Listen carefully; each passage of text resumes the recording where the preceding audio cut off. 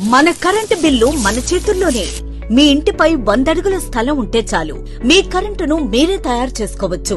మిగులు కరెంటును అమ్ముకుని ఆదాయాన్ని పొందే అవకాశం. ఈ అద్భుతాన్ని క్లౌడ్ జెట్ సోలార్ చేసి చూపెడుతుంది.